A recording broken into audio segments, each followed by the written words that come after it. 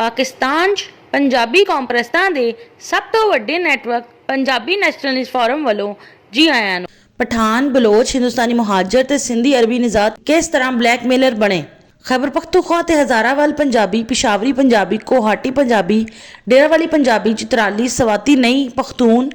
बलोचिस्तान दे ब्राहवी नई पश्तून ते बलोच, सिंध दे स्मार्ट सिंधी नई, अरबी निजात सिंधी ते बलोच सिंधी, कराची दे गुजराती ते राजस्थानी नई, यूपी-सीपी दे उर्दू बोलण वाले हिंदुस्तानी मुहाजर कहंदे ने कि पंजाबी साम्राज ते लुटेरे ने।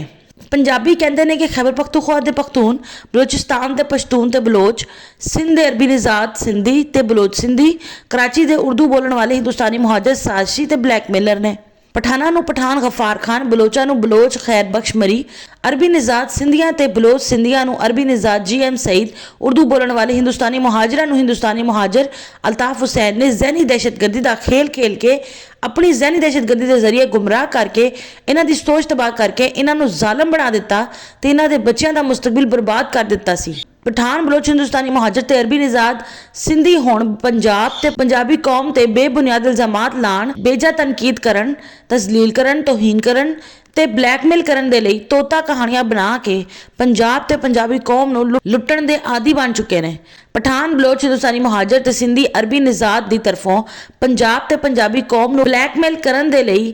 कीती जाण वाली जहनी दहशतगर्दी दा बाशऊर पंजाबियां दी तरफों इल्मी दलाइल दे जरिए जवाब देण दी जरूरत सी।